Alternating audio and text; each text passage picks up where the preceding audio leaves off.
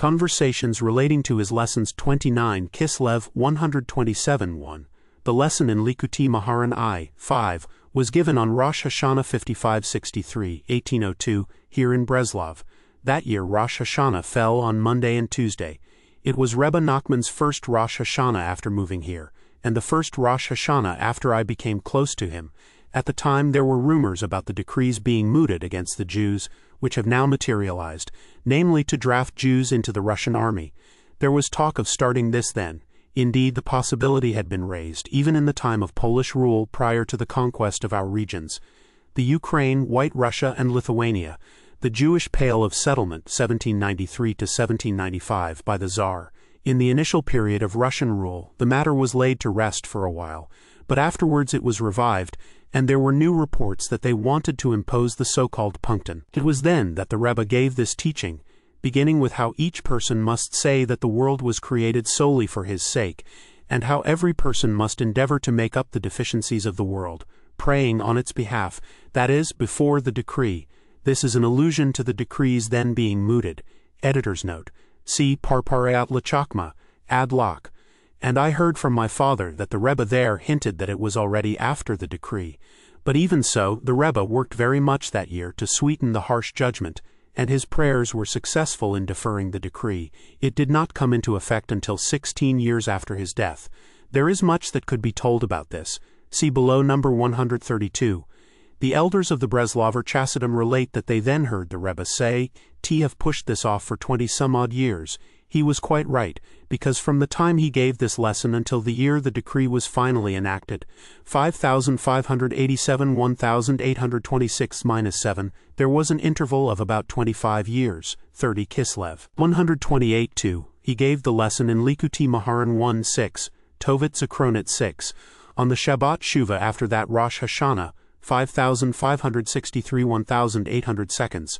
Just before starting the lesson he mentioned the verse, "And on the chair was a likeness as the appearance of a man above it," Ezekiel chapter 1 verse 26. However, in his manuscript of the lesson, this verse is not mentioned until near the end. See the lesson in Likutei Moharan, op. Cit. He then gripped the two arms of the chair he was sitting on with his two hands and said with tremendous awe and intensity, "If one sits on the chair, then one is a man." The words are very deep, Zohar 3, 48a. Then the Rebbe gave the whole awesome lesson as printed in Likutei Moharan. He did not mention the mystical intentions of the month of Elul at all during the lesson itself.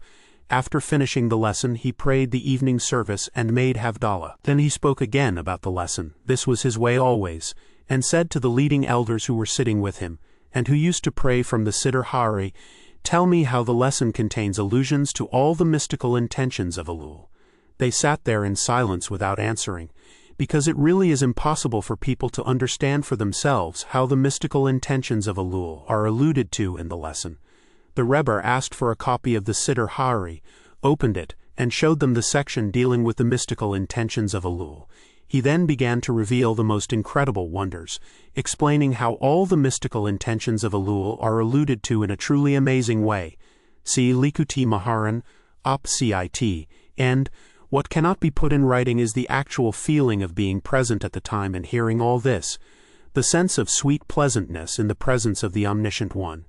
After Shabbat, the Rebbe also discussed the section about Moses, Joshua, and the tent of meeting, the upper point, the lower point, and the Vav, respectively. The Rebbe told me that wherever rabbi and pupil meet, they come into the category of Moses, Joshua, and the tent of meeting. All this took place at the beginning of my attachment to him. At that time I was not yet writing the major lessons at the Rebbe's dictation. One would only record his shorter remarks on my own. For a considerable time I longed to get a copy of this lesson as written by him personally, but I did not have that privilege until after Purim, when I was with him in Medvedevka.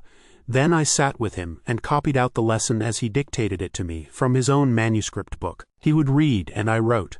One Tevet, shortly afterwards I was with him one time after nightfall. He was sitting on his bed and wanted to go to sleep. I spoke with him at length, and it was then that he revealed how the 3 commandments given to the Jewish people before entering the land of Israel, Sanhedrin 20b, are related to the concepts in the lesson, Ibid, section 7. He concluded by saying that these 3 commandments come into the category of repentance, Ibid. I asked him how. "This you say," he replied, and with that I left him. I immediately started thinking about this, and as I was on my way from his house to where I was staying, God inspired me with some beautiful new ideas. As soon as I reached where I was staying, I found something to write with, thank God, and immediately put down what had come to me. This was the start of my training in developing new ideas from his lessons. How kindly and with what subtlety he introduced me to this. The following day I brought him what I had written, and he was pleased with it. He smiled happily and said, "You can learn if you show persistence." Afterwards, however, I was obliged to discontinue the practice until I had covered much ground in halakhic literature and made a study of the Kabbalistic works. Then he instructed me to develop new ideas and later on to write them down. 129.3 Before he gave the lesson in Likutei Moharan I. 7. I had already heard from him the lesson Sohar in Likutei Moharan 1112, and I wrote the latter down as printed there. Later on he gave the lesson in Likutei Moharan I. 9, which includes the teachings in Lesson 112. Lesson 9 was given on Shabbat Shira 5563, 1803, away from Breslov. 2 Tevet. Afterwards the Rebbe began the lesson in Likutei Moharan I. 7, going through the different points one by one. As he did so, he said that the Baal Shem Tov had come to him and told him, "When the people spoil things in the land of Israel, they fall into exile." This is alluded to in the words, "From then on he became a shepherd of the rock of Israel." Genesis chapter 49 verse 24. He asked us to explain this vision, and we did not know what to answer. Afterwards I showed him the lesson I had written, Likutei Moharan 1112. He looked at it and said, "And from my pupils I have learned more than from anyone else." Ta'anit 7a. In other words, through me he had understood the meaning of the vision with the Baal Shem Tov. "Now I understand it very well," he said. Then he completed the lesson in Likutei Moharan 1:7, which speaks about faith and the land of Israel, and how spoiling things in the land of Israel through having flaws in one's faith leads to the descent into exile in Egypt. I asked him if this was also related to the vision. He replied that he had already understood the import of the vision completely prior to this. Afterwards, I received a copy of the lesson in Likutei Moharan I. 9, which includes the teachings in Likutei Moharan I. 112, and which has at the end an explanation of the verse "From there, the shepherd, the rock of Israel." In relation to the verse, "They sank to the bottom like a stone," Exodus chapter 15 verse 5. Now it is possible to understand something of the meaning of the vision. 134. The lesson in Likutei Moharan 1:8 was given on Shabbat Hanukkah 5563, 1802. It includes a discussion of how to bring down the wicked and humble them, based on the verse, "He brings the wicked down low to the earth," Psalms 147-6. In the same period the Rebbe brought about the downfall of a certain notorious transgressor in Nemirov who caused great suffering to those in our group. This happened after Hanukkah, after the Rebbe gave this lesson. The Rebbe said humorously, "When you go back and they ask you what you accomplished, say Ruach, spirit." This was the truth. We had gained spirit, vital energy. We had received it from the Rebbe to satisfy all our deficiencies. All this is explained in the lesson, section 2-5. After he completed it, he danced a great deal, as he did several times that year. 3 Tevet. 131.5. The Rebbe said that all the lessons he gave based on the sayings of Rabbi Bar Chana were told in the name of the one who said them, namely Rabbi Bar Chana himself.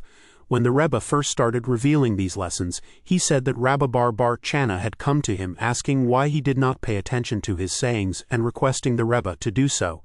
Then Rabbi Bar Chana would reveal to him the most awesome and wonderful new ideas. 132.6. The lesson in Likutei Moharan I. 16 was given on a Shabbat morning in the middle of the summer of 5563, 1803.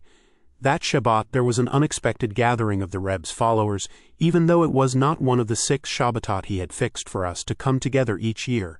See above number 23, 48. Initially he showed a certain displeasure and said we were making Shabbatot for ourselves.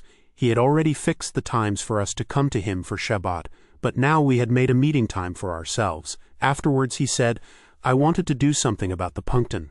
See above number 127. That is, to sweeten the harsh judgments and remove the danger. "But when I am by myself, what am I?" Avot 1:14. By myself I am a simple man. That is why everyone has come together suddenly, so that I can accomplish what I need to do in this regard. The Rebbe then gave over the teaching in Likutei Moharan 1160, about why in one place Elisha is referred to only by his name Elisha, while in another place he is called the man of God. The Zohar 2:44a comments that when he was by himself he was just called Elisha, but when the sons of the prophets were with him he was called the man of God. This Shabbat the Rebbe taught 2 lessons. On Friday night he gave the lesson in Likutei Moharan 124, which discusses the 9 palaces that cannot be apprehended or known, and where none can stand. In the morning he gave the lesson in Likutei Moharan 116. As mentioned above, his eyes were like 2 moons. The Rebbe said there are 70 nations, and all of them are included under Esau and Ishmael, 35 under one and 35 under the other. Cf. Sha'ari Ora 5, page 64b. In the future, they will be conquered by 2 messiahs, Mashiach the son of Joseph and Mashiach the son of David. There is one Zadok who is a combination of the 2 messiahs. The Rebbe said a number of things over and above what was printed. Then the table broke under the pressure of all the people. This made the Rebbe angry, and he said, "Can it be that there are heathens sitting with me at the table? Surely now is not the time of the Mashiach when the nations will draw close to the Tzaddikim in fulfillment of the words, all the nations will flow to him." Isaiah chapter 2 verse 2. This verse relates to the lesson in Likutei Moharan I-16. It was always his way that even his casual conversation was related to the lesson he was involved in. For Tevet, that year, the Rebbe was very preoccupied with the Punkton. He was extremely worried about the situation and said they were not an idle threat. He disagreed strongly with the people who were saying nothing would come of it in the end, for how could God do such a thing to the Jewish people? See below number 277. The Rebbe said several times that this was nonsense. We find many occasions when harsh decrees did materialize. The Rebbe spoke about this a great deal, and said the rumored decrees had to be taken with the utmost seriousness and not be treated lightly. We had to pray and cry out to God and beg and beseech Him in the hope that He would hear us and annul them. See the discussion of the lesson in Likutei Moharan I-49.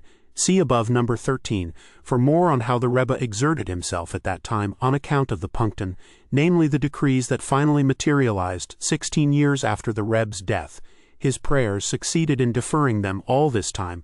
If only people had listened to his call to set the earth shaking with prayers and appeals to God, these decrees would have been nullified completely.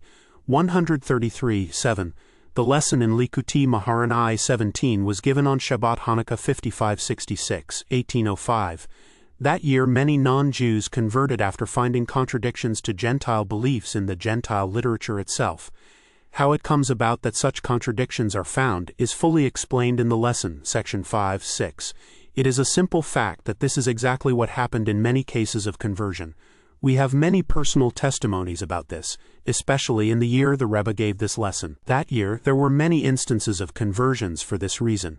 In one case, a village priest suddenly converted to Judaism.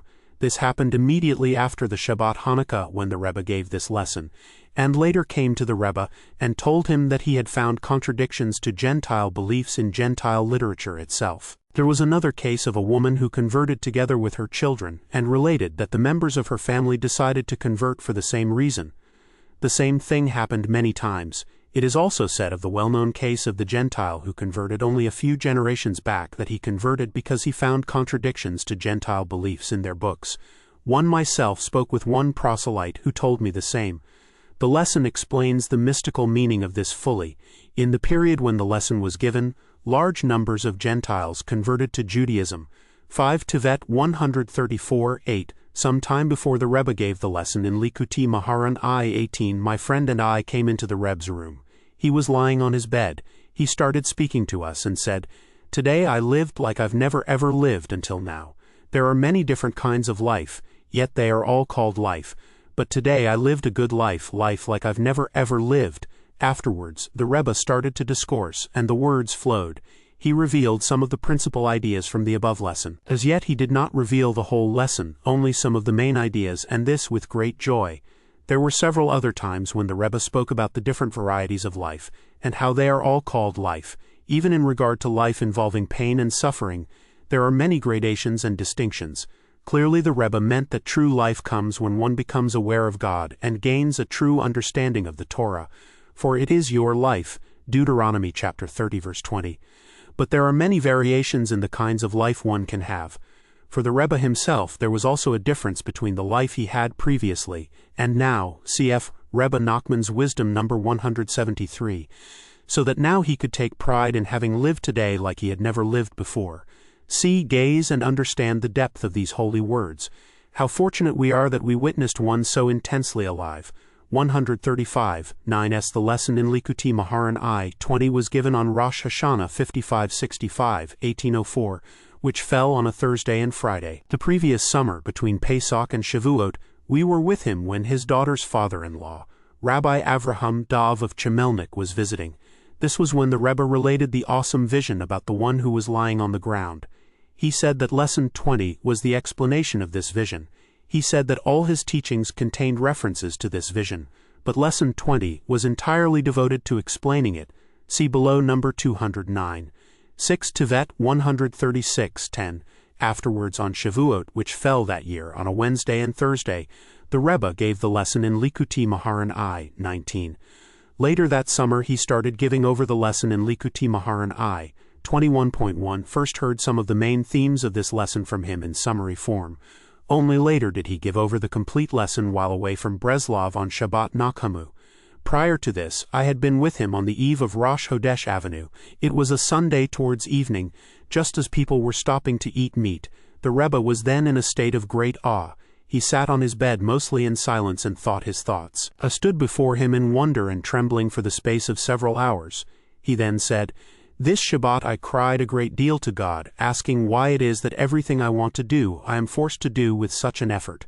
He told me that each day when he got up in the morning and wanted to pray, he found it impossible to open his mouth at all, and could find nothing to spark his enthusiasm. Even if he wanted to remember some tune, so as to give himself a bit of life at least, this was also withheld from him, and he found it impossible to remember any tune at all. Things would reach the point that he had no idea how to stand up and pray, yet he would still do so. Then afterwards, when he was already into his prayers, he would suddenly remember some tune that came into his mind by itself. Everything he wanted to do was very hard indeed for him, and he was forced to do it with tremendous effort.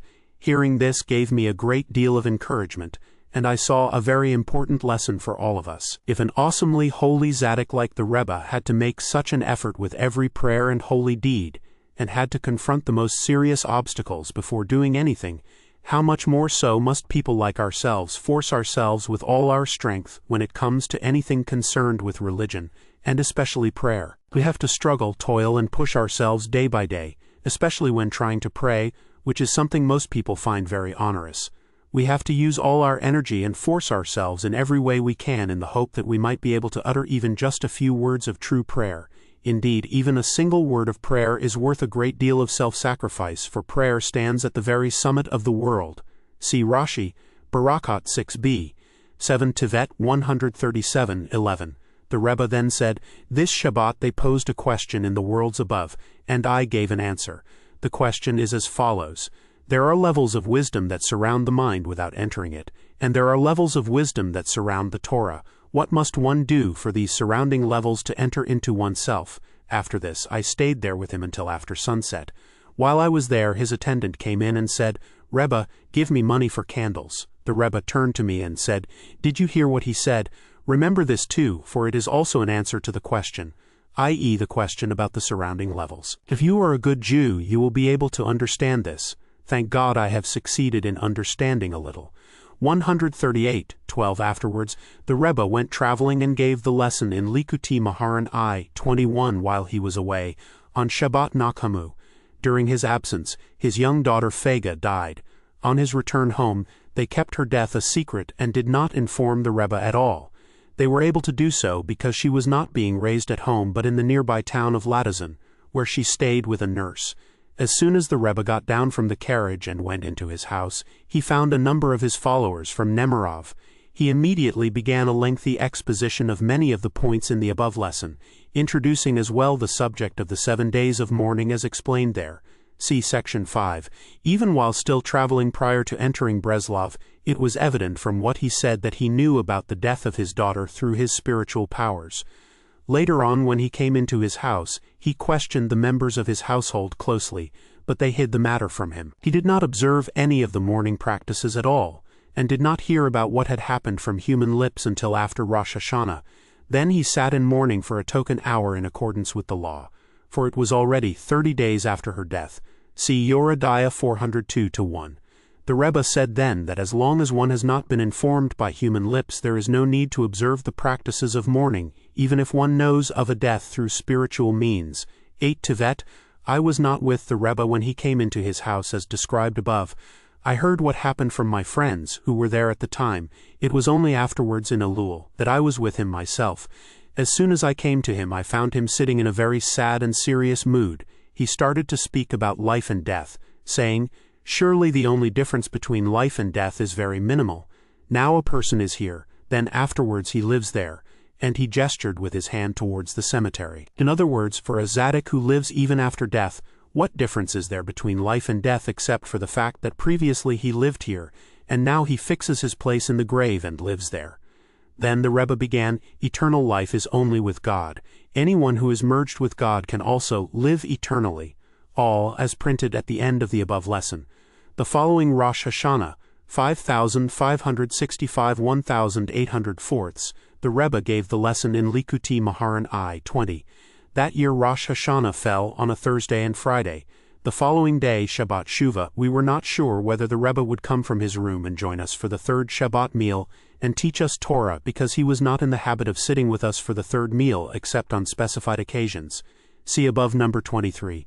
We were standing expectantly next to his room when suddenly he opened the door and came out in a tremendous hurry. All of us standing there were overcome with fear and dismay. The Rebbe first called for his eldest daughter, Adel, and she went in immediately to his room. He began speaking to her about the death of his little daughter.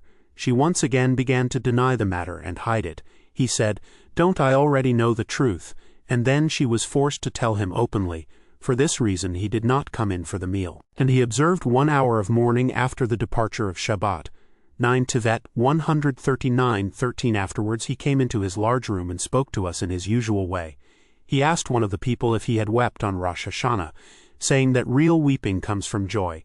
He then revealed his teaching on how the initial letters of the Hebrew words in the verse, Bishimka Yegalon Koi Hayam, they will exult in your name the whole day, Psalms 89-17. Spell the word Bekiyah, weeping, Likutei Moharan 1175. He then said that he had had what in Chassidic terminology is called a hiara, an inspiration to teach Torah, but the episode concerning his daughter had distracted him. He related that the soul of his dead daughter had come to him, complaining that the members of his household had brought in a non-Jew for healing purposes, and this non-Jew had used spells and lucky charms. The Rebbe said that even though sorcerers are not generally found these days, this non-Jew was a real sorcerer, and this caused a great blemish to such a holy, precious soul. This was why she came to him complaining so bitterly, until he had been forced to ask and thereby rectify her soul. As a result, he was distracted and did not give over the major lesson he had been ready with. However, God in his kindness and mercy brought it about that we still did not lose this lesson. The following Monday, the Rebbe revealed the awesome and exalted teaching of a seal within a seal. Likutei Moharan I 22. This lesson was taught quite unexpectedly. The Rebbe had been sitting with us and had instructed someone to bring him olive oil and a wick and prepare him a lamp. He then lit the lamp himself, as he used to do from time to time. He would suddenly light a lamp of olive oil, evidently in order to sweeten harsh judgments. Soon after lighting the lamp, it was next to his table. The Rebbe spoke with us in great awe, and suddenly asked for a copy of the Selachot. A book was brought to him. He opened it and recited part of one of the Yom Kippur Selachot. All this was in front of all of us. We were standing around him, and he was sitting on his chair next to the table in his room. He then began speaking about the Garden of Eden and Gehenna, how both are in this world. He led on from subject to subject, until he completed the entire lesson. It took him about 4 hours. What passed in that time is impossible to relate in writing. Happy I was the hour, happy the moments that we stood before him. Later, on Shabbat after Sukkot, he said that for the sake of this lesson he had given 1,000 gold coins to the guard at the entrance there in the higher realms. See above number 14. 10 Tevet 140:14. The time the Rebbe gave us his manuscript of the lesson 9 Tikkunim in Likutei Moharan I 20, we were standing around him, and he tore out the pages containing the lesson from his book to give them to us for copying. The beginning of the lesson was written starting on the middle of a page which also had another lesson on it that he did not want to give us for copying. He had to dictate the beginning of lesson 20 to me word by word. I sat by him writing while he read. As he was reading, he became very excited. His face was flushed and shining, and he stopped for a moment. For us the experience was amazing. Afterwards he told us it was the evening of his mother's yahrzeit, the 19th of Adar. He had forgotten and had not lit a candle or said Kaddish. That year was a leap year, and a yahrzeit in Adar is observed in both months of Adar. During the writing of this lesson his mother came to him and reminded him of the yahrzeit. He immediately called a minyan, a prayer quorum, and learned from the Mishnah, said Kaddish and lit a candle for her. In the morning he also called a minyan to his room and led the prayers right through to the end of the morning service, saying the Kaddish himself without a single exception. Then he learned from the Mishnah and said the Kaddish diabanan. He afterwards said that he had never in his life led the prayers. There were also other things that took place on this occasion. As far as I could grasp then, it is relevant that this little girl had been called Fega after the Reb's mother. The lesson 9 Tikkunim relates to the concept of the departure of the soul from which Torah explanations derive, a soul that suffers bitterness. See Likutei Moharan Lach, CIT. I would venture that there was a significance in the fact that it was just when we were busy with this Torah that his mother's soul came to him. His mother was a great Tzad Deket, and I once heard the Rebbe say she had immense Ruach HaKodesh, spiritual powers. All this contains the highest mystical significance, for in all the things the Rebbe said and all the stories we tell about him, there is nothing that does not contain the most awesome and exalted secrets. Deep, deep, who will find it?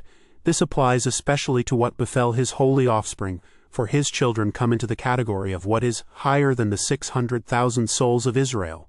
See Likutei Moharan I, 273 on the verse the sons of Rechaviah increased beyond, 1 Chronicles chapter 23 verse 17. That was why the things that befell them happened. May God forbid such things in future, and let the surviving remnant be blessed with long life for them and their offspring until the end of all the generations. Amen. 11 Tevet. 141:15 The lesson 9 Tikkunim in Likutei Moharan I, 20 speaks at length about the greatness of the land of Israel, and how the real victory in the war comes when we succeed in reaching there. When the Rebbe actually taught this lesson, he started it by speaking about the land of Israel, saying, "Whoever wants to be a Jew, which means going from level to level, can succeed only through the land of Israel. When he wins the war, he is called a man of war, but not before. For let not the one girding his armor boast like the one who is taking it off." 1 Kings chapter 20 verse 11. Only after winning is he called a man of war. It was after this that the Rebbe started talking about the soul that is the source of Torah explanations. He raised his voice and said, "There is a soul," as printed at the start of the lesson. However, when the Rebbe dictated the lesson, he started from here, even though in teaching it originally he had started with the land of Israel. After he finished the lesson, when we were talking, I asked him, "What did you mean when you said that the land of Israel is so great that this is the main victory?" He took me to task for this and said, "I meant Israel quite literally, with its houses and apartments." Yemi Moharnat 2:2-16. That is, in all his emphasis on the greatness of the land of Israel, he meant quite literally, the Israel Jews go to. He wanted every Jew who wished to be a true Jew to go to Israel. Even if he encountered many obstacles, he should overcome them all and go, because the main victory is getting to Israel. This is what inspired and encouraged me more than anything to overcome the innumerable difficulties I myself had, and break through everything to get to Israel. Thank God for helping me to break through the obstacles and get there and back safely. On Rosh Hashanah, which was when 9 Tikkunim was taught, the Rebbe always used to start the lesson at dusk after the first day, just as the second night was beginning. It was already getting dark. I was sitting very close to him, looking carefully. I saw he was saying the words, 9 precious perfections were given to the beard, Zohar 2:177, with the utmost intensity and awe, trembling and shuddering. The sight cannot be imagined. Several times he pulled his beard very strongly. It is impossible to describe. Indeed, the Rebbe once said that before he used to say the first word of a lesson he felt he was about to expire, and the same with the first word of Kiddush. With this lesson I saw this intensity with my own eyes. 12 Tevet, with regard to the main victory being getting to Israel in spite of the difficulties. There was a time when the Rebbe was speaking about the tremendous obstacles and danger he faced in Istanbul, and the rest of his journey to Israel. He then said to us that we would be able to get to Israel easily, as if to say that we would not have to face obstacles and dangers like the ones he endured. But we should still be prepared to suffer and undergo hardship in order to get there, because Israel is one of the three things attained through suffering. Once the Rebbe said there are people who imagine they have a great longing to go to Israel, but only if they can travel comfortably, not with discomfort and suffering. This is not perfect desire. Someone who wants to reach Israel should go there even if he has to travel on foot, as Abraham was told to do when God said, "Go." Genesis chapter 12 verse 1. Yimi Moharnat 112 adds that after the Rebbe gave the lesson, 9 tikkunim, he said humorously, "Today I spoke about fire and water, for the lesson speaks about words as hot as glowing coals, and how he opened a rock and waters gushed out." Psalms 105-41. 142:16. The lesson on the Ancient One, Hidden and Concealed, in Likuti Maharan I-21 discusses the supernal levels of wisdom that each individual will attain in the future according to his efforts in religious devotion. Regarding this, the Rebbe said there are things one can do in this world to be able to merit moving continually from level to level in the world to come, constantly attaining new levels of the higher wisdom. There is something very remarkable about the reference in the lesson to Miriam's breach of Moses's dignity, Numbers chapter 12 verse 1, and how Aaron's appeal to Moses, Ibid. 12:12, involves the concept of the punishment to the dead man when his wife undergoes levirate marriage.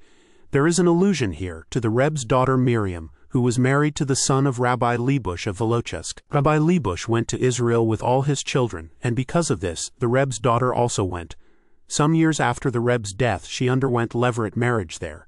13 Tevet 143:17. The lesson on a seal within a seal in Likuti Maharan I-22 contains a discussion of the Mishnah in Rosh Hashanah 3-7. If one blows the shofar into a pit, then if he hears the sound of the shofar itself, he fulfills his duty, literally goes out.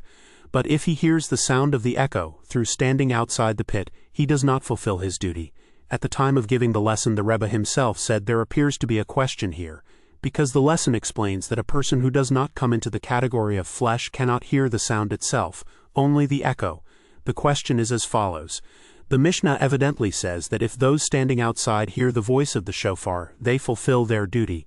This is how the Rebbe himself interprets the Mishnah, saying that those standing outside are not in the category of flesh. If so, how can it be that they are standing outside and are not in the category of flesh, yet they can still hear the voice itself? How could the Mishnah say of those standing outside who are not in the category of flesh, that if they hear the sound of the shofar itself, they fulfill their duty? Surely those not in the category of flesh are unable to hear the voice itself. The Rebbe did not answer this question explicitly. He just said, "Isn't there a lack of understanding about this?" From the text of the lesson, it would seem that behind all this lies the idea that even if someone is not yet close enough to his soul and the tzaddik to come into the category of flesh, he can still force himself to listen so carefully for the voice of his soul and the voice of the true tzaddikim that he has hope of hearing the voice of holiness itself and not just the echo. But he must listen very carefully. This is like the ruling of the Mishnah taken literally. In the case of someone who does not sound the shofar in a pit, there is no need for a distinction between whether he heard the voice of the shofar or the echo. He certainly heard the voice of the shofar, Orich Chaim 587-1. It is only in the case of one who sounds the shofar in a pit that it is necessary to distinguish between whether he heard the sound of the shofar or the echo. The same applies to the Rebbe's exposition on the basis of the Mishnah. There is only a distinction when one blows in a pit, when one is lying in the deepest pit, and there bursts out and cries and groans over his sins. Here there is a distinction in the case of those standing outside, who are not in the category of flesh, whether they hear the sound of the shofar and get out or hear only the sound of the echo. Even though they do not come into the category of flesh, if they force themselves and listen carefully, they can hear the voice itself. However, in the case of those who succeed in entering the category of flesh, there is no need for any distinction, because they must certainly have heard the voice of the shofar, the voice of holiness itself. This is my personal understanding of the matter. With regard to the statement in the lesson, Section 5, that all sounds come into the category of Azut de Kedusha, boldness and determination. The Rebbe said that even the rattle of the coins one gives to charity comes into this category. 14 Tevet 144:18. The lesson "The Middle of the World" in Likutei Moharan I 24 was given in the summer of 5563, 1803, during a Shabbat night meal. The Rebbe taught the lesson in a state of deep awe and great fervor, so much so that the people listening could not understand what he was saying at all. It was only afterwards that the lesson was written down by the Rebbe himself as he had given it. 145:19. The lesson "Tell Us About a Vessel" in Likutei Moharan I 25 speaks about rising from level to level and how the obstacles created by the forces of evil rear themselves each time. The Rebbe explained that even a person who is literally in the earth has to go through this when he is inspired to rise up. He has to go from level to level, and each time he does so, he has to confront obstacles. 146:20. The lesson on "The Man Who Goes to Take a Wife" in Likutei Moharan I 29 was said on Shavuot 5566, 1806. This was the first time the Rebbe wore all white clothes, and the concept of white clothes appears in the lesson. One of the men present had brought his daughter with him. She was an epileptic. The man also brought wine. All these concepts appear in the lesson, as do several other extraordinary things that we saw with our own eyes. This is in addition to the mysteries it contains, for the essence of what the Rebbe meant is impossible to grasp either in general terms or in detail. He also said this lesson relates to France because it speaks about money, i.e., the general remedy as it applies to business dealings, and also about the perfection of speech through praising Tzaddikim, and about white clothes. It is written, Kesef Nivcher Lishan Zadok, choice silver is the tongue of the righteous, Proverbs chapter 10 verse 20. The last letter of each of the Hebrew words of the verse spell out the word franc, 15 Tevet. In the same period that this lesson was given, one of the Rebbe's followers, a wealthy man, was having some dealings with officers in the Tsar's army in Venezia. He had supplied them with flour which they had found unsatisfactory, and besides claiming monetary compensation, they were also threatening him personally. When the Rebbe gave the lesson, the passage explaining how praising the Tzaddikim causes what one says to be heard and accepted, made a very deep impression on this man. His whole problem was getting the officers to listen to his side of the story and persuading them to accept it. Immediately after the end of Shavuot, he set off for Venezia, and the whole time he was away he talked to the person he was staying with only about the Rebbe, praising him again and again. And the fact of the matter is that all the Rebbe's followers, even the ordinary family men, had endless stories to tell about the Rebbe. The man then went straight to the officers and put his entire case to them. They listened and accepted what he said, treating him with great respect. He was saved from all the threatened dangers and managed to extricate himself from the whole affair without harm. 147:21. The lesson on "A Bed of Knives" in Likutei Moharan I 30 was said on Shabbat Hanukkah 5567, 1806, at Suda Shelishit, the third meal. The Rebbe began the lesson with the verse, "It happened at the end of 2 years," Genesis chapter 41 verse 1, but he never finished explaining how the lesson relates to the verse. With the conclusion of Shabbat after Havdalah, he spoke with us and said if he wanted to finish the explanation he would have to give another lesson like the one he had given. Afterwards he said, "I am now like someone condemned to be beaten in all 4 corners of the city." We did not understand what he said at all. However, I now realize a certain allusion to this in the lesson, where it is explained that Malkut, which is symbolized by the letter Dalet, see Zohar I 238, has to be cut from the 4 realms of the forces of evil. Thus it is written that Samuel cut Agag into 4, 1 Samuel chapter 15 verse 33. See Rashi, Adlak. Perhaps the Rebbe was hinting that one has to suffer 4 times over in order to cut the Dalet from the 4 realms of the forces of evil.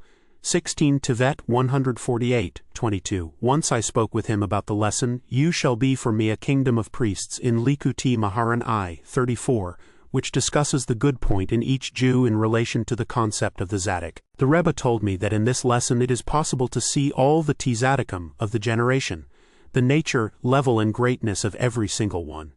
17 Tevet 150:24. My friend Reb Naftali and I came into the Rebbe shortly before Shavuot 5565, 1805. He told us that now he knew nothing at all. All he knew at this time, he continued, was that because of the malicious gossip in the world the Tzaddikim cannot be humble, as explained in Likutei Moharan 1197, And more than this he did not know.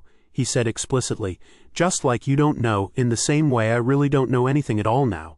He said that now he was living a simple life. He would get up in the morning and pray. Afterwards he would learn a bit. Then he would recite Psalms. And afterwards he would eat his meal and lie down for a bit of a sleep. Later he would get up and speak and plead with God in his own words. "And I have pity on myself," he added. He said these words with such sincerity and broken-heartedness that anyone hearing them would have been able to see the tremendous pity he had for himself. As if he were totally removed from God, he then told us that he had had a dream that it was Shavuot, and we had all gathered to be with him for the festival, as we did each year.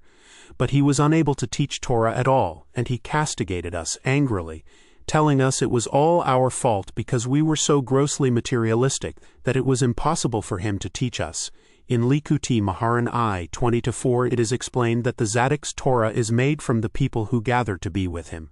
His admonitions inspired us all with feelings of remorse and repentance, and then he gave a most awesome and wonderful lesson.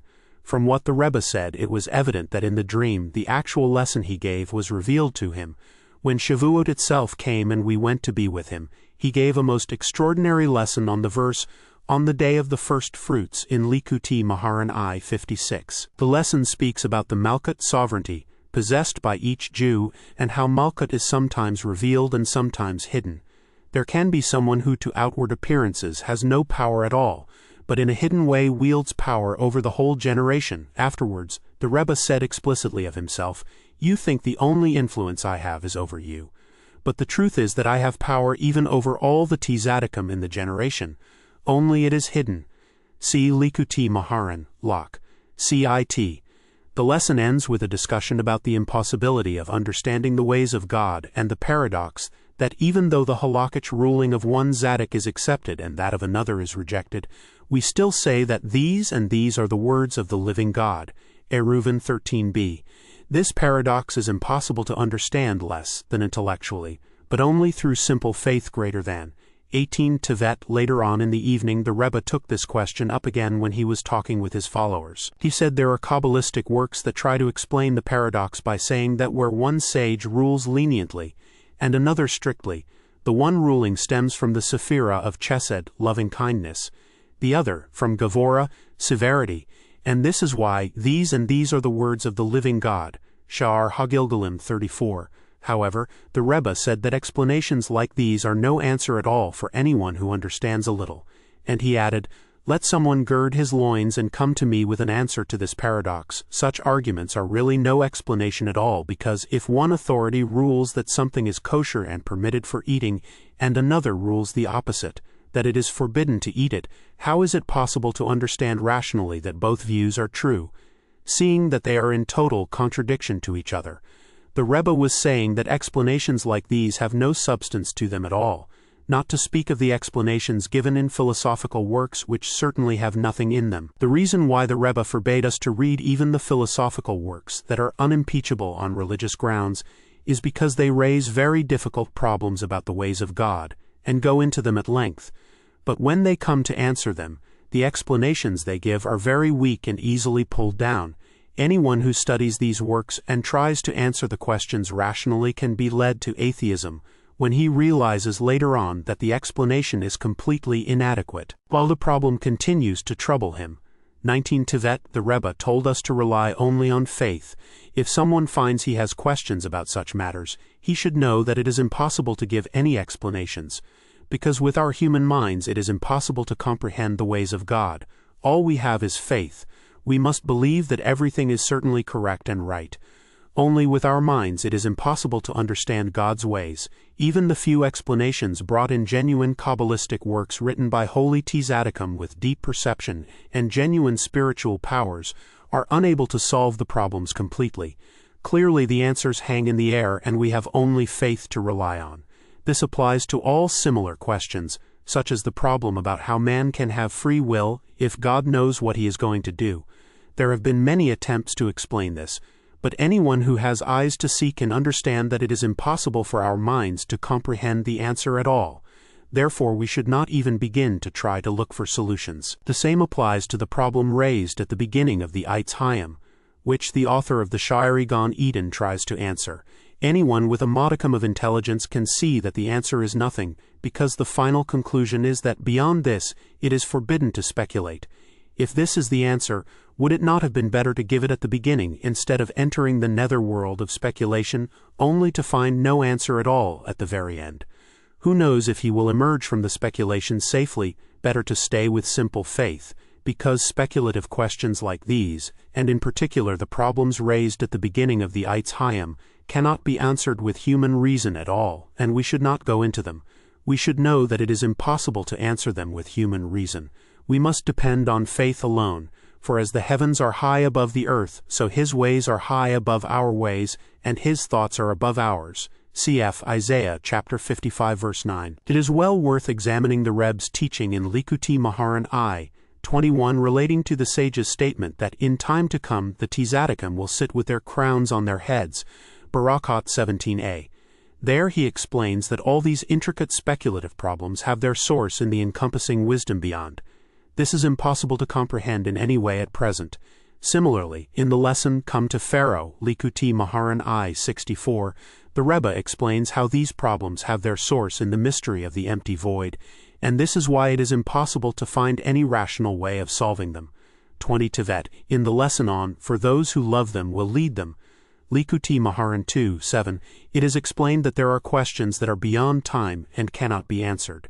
Anyone who tries to answer them will simply be led on to even harder questions, until eventually he enters the realm of questions and explanations that are beyond time, in the sense that there is not sufficient time to explain all the questions and explanations there. We find similar teachings in a number of places in Likutei Moharan. There is also the very beautiful and convincing passage in Likutei Moharan 2, 52, where the Rebbe says that there must be questions about God, questions that are impossible to understand, because if there were not, and if everything was according to our rational understanding without any mystery, there would be no difference between God's understanding and ours. This cannot be. There must be questions about God, profound questions that we are totally unable to understand. The wisdom of God's ways is far beyond ours, as a general rule. Wherever the Rebbe mentions philosophical speculation and questions like these, it is not that he wants to give answers. All his teachings are Torah, founded on the deepest wisdom. His concern is to show plainly and intelligibly the source from which these problems arise, which in itself explains why it is impossible to solve them and put them to rest. His aim is to show now and for all time that one should on no account enter such speculation, seeing as there is no way of finding solutions. For all who come into her will never return or find the paths of life. Proverbs chapter 2 verse 19. See his ways and grow wise, and you will understand the wonders of God. If you want the truth, you will understand for yourself from what he says that it is impossible to solve these questions rationally. Even through the methods of the Kabbalah, one must rely on faith alone. 21 Tevet 151-25. After giving the lesson Rabbi Shimon began in Likutei Moharan I, 60, the Rebbe said humorously, Today I have said three things contrary to what people usually say. People say stories help you go to sleep, but I said that through stories it is possible to rouse men from their sleep. People say talk will not make someone pregnant, but I said that the conversations of the Tzaddik and his stories, which rouse men from their sleep, lead to God's remembering barren women. People say the truly great Tzaddik does not need much money. What does he need it for? But I said there is a certain kind of contemplation that requires all the riches in the world. 152-26. In the winter of 55-65, 1805, the Rebbe went as usual to Medvedevka for Shabbat Shira to give his lesson. At the time his daughter Chaya, who was then in Medvedevka, was suffering from styes on her eyes and could barely see. On his arrival in Medvedevka, the Rebbe was informed about this. He then gave the lesson God led the people round about in Likutei Moharan I, 62, which brings the statement in the Zohar 2:95 about the beautiful maiden who has no eyes. Through this his daughter was healed. When the Rebbe returned home he told this story himself, and I understood from his holy gestures that he found it wonderful that he had brought her healing through the words of his lesson. For everything that happened to his offspring had the most far-reaching implications. Whatever happens to people involves many mysteries, because nothing happens without a reason. The greater the person, the more far-reaching the implications of what happens to him. The level of the Rebbe's holy offspring was in the most exalted realms. Everything that happened to them involved great battles because the implications went so far. 22 Tevet 153-27. The lesson on the mystery of circumcision in Likutei Moharan I, 63 was given just before Rosh Hodesh Nisan 55-65-1805 on Shabbat before the morning meal. See Yemi Muhammad 2. It was the Shabbat before the circumcision of the Rebbe's son Shlomo Ephraim. People had come to pay their respects to the Rebbe at the Shalom Zakar Karet. After the majority had gone, we were left standing with him. He noticed that my shoe was very misshapen. The heel was so twisted it was facing forward. The Rebbe said, "Your shoe has got a face like a slap in the face." Then he was silent for a bit. We certainly believed that nothing he said was simple, and all his words contained deep secrets. See Likutei Moharan I, 42. He then said, "Our casual talk," stressing the word "our." Let some mystic tell me how that comment contains all the mystical intentions of circumcision, as well as what is higher than mystical intentions. With awesome grace and holiness, the words began to flow forth from his lips. There are cases where they slap a person in the face, others where they slap him on his sandal. The Rebbe mentioned the sage's statement referring to a sandal: a man should not marry his friend's widow if she is carrying. This is a decree to prevent the embryo developing a face like a shapeless sandal, Yevamot 42a. As if someone slapped him in the face. He also mentioned other statements of the sages involving the concept of sandals. See Nida 25b, Yerushalmi, Shabbat 1. Wisdom makes the crown of her head what humility makes the imprint of her feet. All these statements point to how the concept of the sandal contains deep Torah secrets. His reference to the slap in the face touches on the concept of the abuse of the covenant and its remedy, which is an aspect of the idea of circumcision, the sign of the covenant. He then gave over the entire lesson. None of us yet knows how far it reaches. He did not explain the relationship between the different parts of the lesson. Everything was presented elusively in a succession of flashing sparks. We saw with our own eyes the wonders of the Creator, and how even the casual remarks of the true Tzaddikim clothe deep secrets like these. May God grant us the merit of understanding all this completely. 23 Tevet 154, 28. The following day, a Friday, the Rebbe said to the two of them that if they had not gone down immediately, he would have told them something very beautiful. That day he taught them the lesson. Boaz said to Ruth, which speaks about the rectification of souls and how much the souls need the master of the field to take care of them and rectify them. The one who girds his loins to be the master of the field suffers endlessly, but he overcomes everything through his great strength, accomplishing the work needed for the field. This relates to the sufferings the Rebbe had spoken to them about the previous day. 155-29, when the Rebbe gave the lesson about the seriousness of the prohibition of stealing in Likutei Moharan I 69, a certain rich man who had no children was present. Some days later this man pressed the Rebbe to pray for him to have children. The Rebbe replied, "Didn't I teach you a lesson on Rosh Hashanah?" But the man did not understand what he meant. Afterwards he understood that the Rebbe was referring to the fact that in Breslov there was another man who had lost his money, and was very jealous of him for becoming so wealthy. Not long before, this other man had been in partnership with him, and had much more money than he did. But afterwards he had gone into such a decline that he became filled with jealousy. He had also taken ready cash without returning it to the rich man. The Rebbe hinted that this was why the rich man did not have children, as explained in the lesson. The lesson goes on to say that at times one can be so jealous of his friend's wealth that he ends up taking even his wife from him. This actually happened in the case of these two men. Shortly before the Rebbe's death, he told his followers to tell the rich man to divorce his present wife and take another wife from whom he would have children. He did so, divorcing his wife some years after the Rebbe's death. In the meantime, the jealous man's wife had died, and he then married the rich man's divorced wife. Everything the Rebbe said elusively in this lesson was actually fulfilled. The rich man married another woman from whom he had children. There are many stories about this man, but this is not the place for them. 24 Tevet 156-30. When the Rebbe first left home on his journey to Israel, he spent Shabbat in Sekila. There he saw the famous Rabbi Nachman Mendel of Vitebsk, who had died in Israel. Rabbi Nachman Mendel revealed to him that the word atah, you, has protective powers at sea. 157-31. The lesson on the verse, my drink I have mingled with weeping. Psalms 102-10 in Likutei Moharan I, 262 speaks of how before teaching new Torah ideas, one has to weep. The Rebbe then said about himself that whenever he teaches new Torah ideas he weeps first.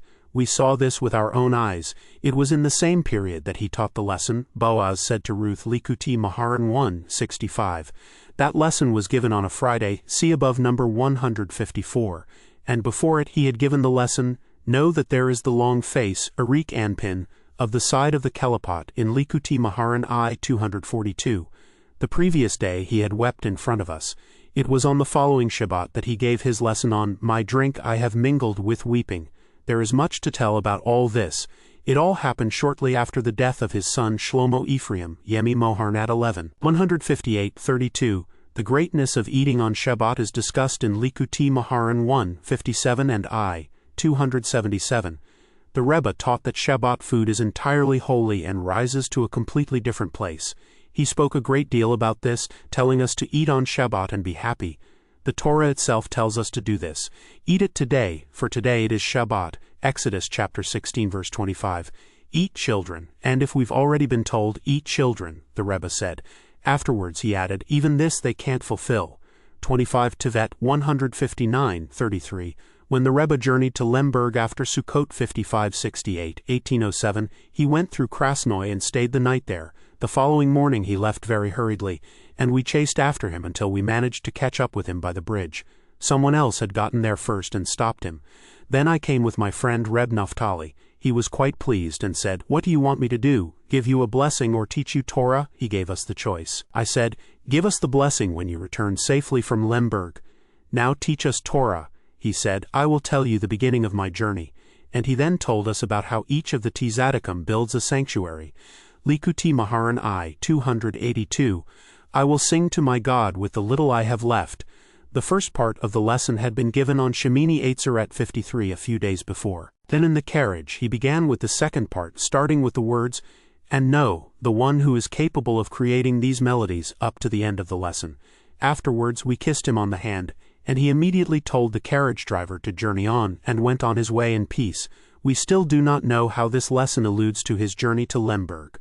That same year Likutei Moharan Part 1 was printed. There is much to tell about the wonders of God in so arranging things in His tender mercy that I came back to Breslov from Tulchin between Yom Kippur and Sukkot.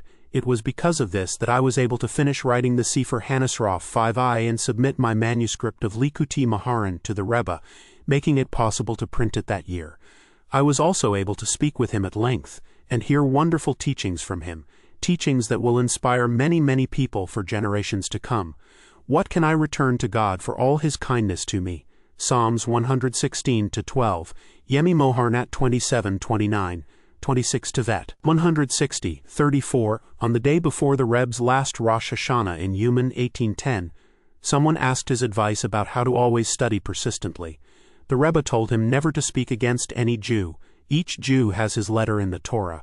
Anyone who speaks against a Jew detaches himself from the Torah through finding a blemish in the letter which is the root of the soul of the person he is speaking against. Rabbi Nachman's Wisdom number 91. The man asked him, What if you see he is a total sinner? The Rebbe told him off for this. How can you say of any Jew that he is a complete sinner? Surely some little bit of good remains, some good point where he isn't a sinner. The Rebbe then referred to the explanation of the verse, In but a little bit the sinner is not. Psalms 37-10, in Likutei Moharan I 282. 161:35. There was a certain man who in his youth had been with the Rebbe in Breslov, and formed a very strong attachment to him. He heard many wonderful lessons from the Rebbe, including a psalm of praise of David in Likutei Moharan 1:12. The Rebbe told him, I know that in the future you won't come to me, and you won't be my follower, which actually happened. He stopped coming to the Rebbe. But even so, the little that you tasted of my words will help you greatly. The Rebbe then quoted him the verse, She tasted that her merchandise is good, her lamp will not go out at night. Proverbs chapter 31 verse 18. As soon as one has tasted the teachings of the Tzaddik, their light will never be extinguished, as taught in Likutei Moharan I 285. 162:36.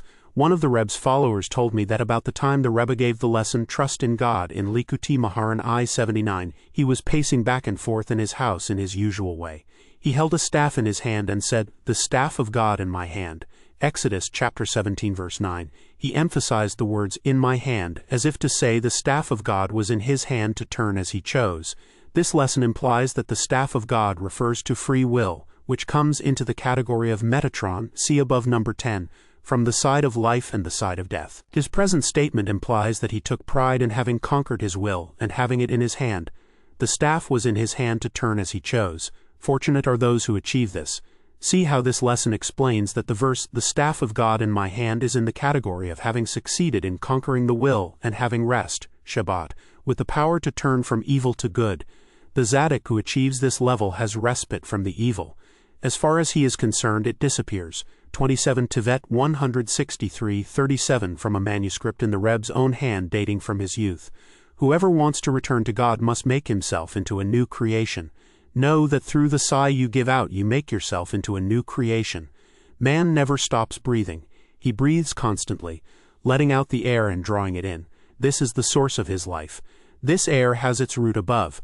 There is the good air of the Zadok and the evil air of the sinner.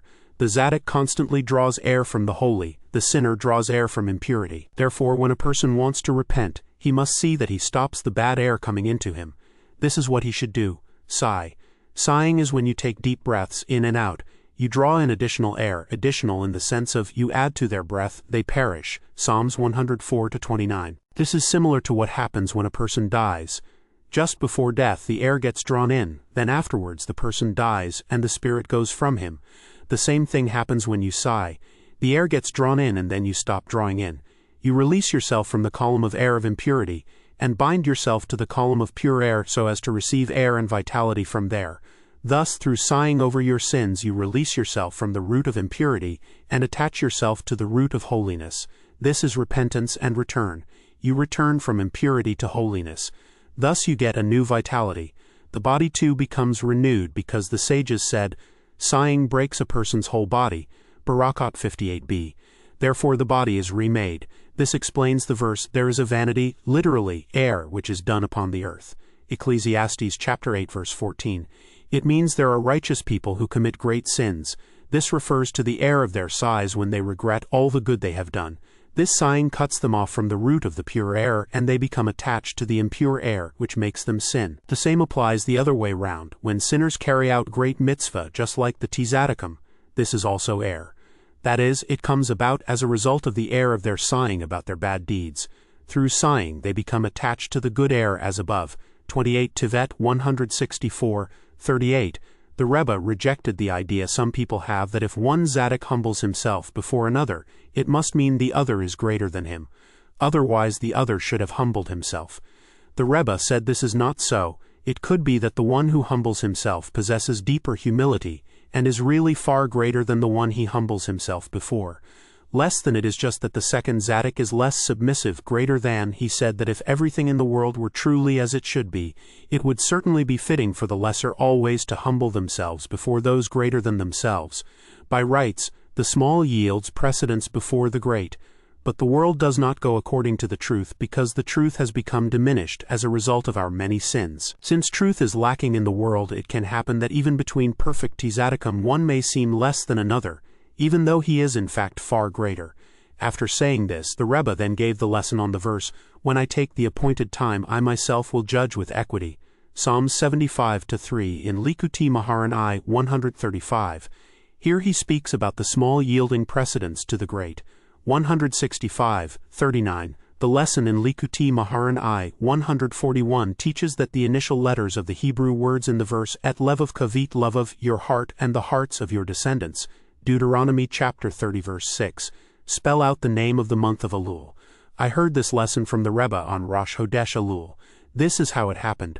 The Rebbe was walking with me outside the synagogue. He paced back and forth in his usual way while talking. He asked me if I had experienced fear this Rosh Hodesh Elul, and he told me he had felt the most awesome fear on hearing the sound of the shofar when they started blowing that day. Fear and trembling took hold of him. He then gave over the teaching about how the name Elul is made up of these initial letters, signifying how when a person genuinely feels the pain of his sins in his heart, the hearts and all the drops of seed that came out of him or grew into children must also feel their pain. No matter where those drops came out of him or where his children may be, they must necessarily feel their own pain in their hearts through the arousal in the heart of their father and his sense of the pain of his sins. The Rebbe then said, "I felt this today. Today I bristled with fear and trembling when I heard the sound of the shofar. Afterwards my daughter Adel came to me and said, "Father, my flesh is bristling and my heart is filled with fear after just hearing the shofar." Then I saw how the arousal in the heart of the father brings about an arousal in the hearts of the drops that came out of him. His children, or God forbid the other drops, wherever they are, these hearts necessarily become sensitive and aroused through their father's arousal and sense of pain. 29 Tevet 166:40. Someone asked the Rebbe if a tzaddik can be very great and yet not reveal signs of the intense devotions and visible achievements shown by another tzaddik, who displays great holiness and prays with extreme fervor and so on. Certainly, the Rebbe replied, it may well be that the tzaddik who hides himself and does not openly display exceptional behavior is actually greater than the tzaddik who shows his greatness openly. There are two divine names, YHVH and Adonai. The name YHVH is concealed because it is forbidden to pronounce it, but the name Adonai is revealed. Certainly YHVH is far greater than the name Adonai. The Rebbe then taught Likutei Moharan 1243. All songs are holy, but the Song of Songs is Holy of Holies, Yadiyim 3-5. 167:41. The lesson on Sound the Shofar Faith in Likutei Moharan 2:5 was given on Rosh Hashanah 5570, 1809. Before that Rosh Hashanah, the Rebbe told us that many dollar people had complained bitterly to him about their lack of faith, including several people suffering from illnesses. He later gave this lesson which speaks about all this. Also before that Rosh Hashanah, on his way back from his journey, he spoke to us about the guardians of the earth, which is what the Shpola Zita had called us. This concept is also mentioned in this lesson, see section 7. Then I had a distant glimpse of God's wonders, though I am still very far from grasping even a fraction. On Rosh Hashanah itself, prior to giving this lesson, the Rebbe had gone to say Tazlik and fell in the mud. This too was woven into the lesson in the most wonderful way. See section 15. The lesson speaks of how one has to roll around in all kinds of mud and filth to give pleasure to his Father in heaven, and describes what it is possible to attain through this. Following Rosh Hashanah, the Rebbe spoke about a man who had died and came to him and raised himself up to the sun.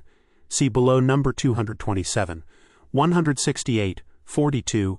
At the end of the lesson, for those who love them will lead them, in Likutei Moharan 2:7 there is a passage beginning, and this is the concept of the burial place of Moses. This is among the teachings the Rebbe gave for Suda Shelishit, men of a different order, higher beings. For besides those of us who came to him for Suda Shelishit, there were other Suda Shelishit men before whom he taught Torah, cf. below number 386. From certain things the Rebbe said it was understood that when he taught us Torah there were others who also stood there on a higher plane, and he also taught Torah to them corresponding to the lesson he was giving us. But the teachings he gave over to them were undoubtedly far greater. He might reveal some tiny portion of those things by way of faint hints and allusions, but he would not explain them at all. An example is the above-mentioned passage. 1 Shevat 169:43. The lesson Sound the Shofar Reproof in Likutei Moharan 2:8 speaks of the greatness of adding one soul to the Holy Assembly of Jews. See Yemi Muhammad 81. The addition of even a single soul multiplies the houses of prayer by thousands and millions. The number is impossible to conceive or express, for we find in the Sefer Yetzirah, 2 stones build 2 houses, 3 stones build thick houses, 4 stones build 24 houses, 5 stones build 120 houses, 6 stones build 720 houses, and so on. Let me set out the principle of the progression, so that you can understand the mathematics of the tremendous multiplication of houses clearly, and understand the greatness of God and the greatness of the assembly of Jews. You will then understand what an enormous number of houses are formed when a single soul is added to the holy assembly of Jews. Each time a new stone is added, it increases the number of houses to the product of the new total of stones multiplied by the previous total of houses. For example, at first there were 2 stones that built 2 houses. For in a word of 2 letters, there are only 2 possible combinations, e.g. the letters Aleph and Bet can be combined only in 2 ways, Aleph Bet or Bet Aleph. When a new stone, a 3rd letter, is added, producing a word of 3 letters such as Aleph Bet Gimel, the number of houses is increased to 6, this being the product of the new number of stones, 3, and the previous total of houses, 2. 3 multiplied by 2 makes 6. Then when one more stone is added, making a word of 4 letters, such as Aleph Bet Gimel Dalet, the number of houses increases to 4 multiplied by the previous total of 6 houses, 24. The addition of a further letter making a word of 5 letters increases the number of houses to 5 multiplied by 24, which is 120. The addition of another letter making a word of 6 letters increases the number of houses to 6, multiplied by 120, which is 720, and so on ad infinitum. Each additional letter increases the number of houses to the product of the new number of stones, and the total of houses built by the previous number of stones. Those with understanding will easily comprehend the reason if they understand the nature of letter combinations, which I will not go into now. Thus 13 stones make 6,227,020,800 houses. If you understand the principle of the progression, you will be well able to appreciate how much each additional stone, i.e. each new soul, multiplies the number of houses when added to the assembly of souls that existed previously. May God grant us joy in these houses, of which it is written, I shall give them joy in the house of my prayer. Isaiah chapter 56 verse 7. To Shevatc Likuti Halakot, even Hazer, Piria Verivia 5-6, 12, and Orach Hayim, Hilkot Tzitzit 7-2, for my discussion of the passage in Sota 37b, which tells us that there was not a single mitzvah that did not have 48 covenants made over it, and that because each Jew is responsible for all other Jews, each Jew had responsibility for the 48 covenants with all 603,550 souls present at Sinai. The Talmud brings a further view that each Jew is responsible not only for every other Jew, but also for all those that every other Jew is responsible for, namely all 603,550 souls.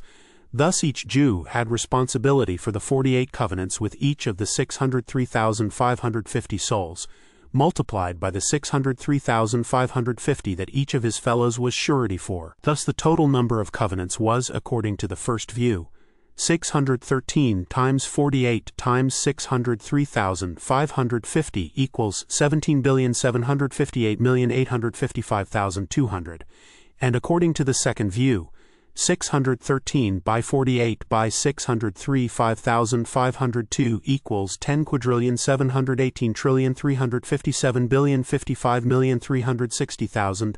This last figure has 17 digits, making it quite astronomical. The number is impossible to comprehend. It is over 10,000 million millions. Even if a person lived for 15,000 years, he would be unable to count up to even 1 million million, even on the assumption that he could count 100 each minute. Each million million has only 13 digits, which gives some conception of the immensity of the 17-digit number of covenants. As if the number of covenants is not big enough, come and see the number of houses produced when one new soul is brought into a holy assembly of only 20 souls. The number is far in excess of the number of covenants, even according to the second view that every Jew had responsibility for all those that each of the others was responsible for. If you work it out according to the principle explained before, you will find that the number of houses produced by 21 souls is 2,432,902,008,176,640,000, a figure of 19 digits, and when yet another soul is added, this figure is multiplied by 22, and so on. Stop to think about it. You will be left stunned and shaking at the inexpressible, inconceivable number of houses made out of these combinations, a number that far and away exceeds the number of covenants. All these houses are formed through the power of the truly outstanding Tzaddikim, whose work is to build holy houses out of the souls of Israel. The souls are inhabitants who are added to the assembly, as explained in Likutei Moharan 2:8 with reference to the verse, no inhabitant will say, I am sick, Isaiah chapter 33 verse 24. Study this lesson carefully again and again, and the hair of your head will stand on edge and your elbows will knock together in fear at the greatness of the Creator and the greatness of the holy Tzaddikim. You will begin to understand how precious it is to take refuge in the shadow of their wings and be counted among the princes of the people of God in their assembly, and how much greater is the merit of one who speaks to his friend about the fear of heaven and succeeds in bringing him to action, to devote himself to Torah and prayer with sincerity and truth until he too is added to the holy assembly. Happy are they, happy is their portion.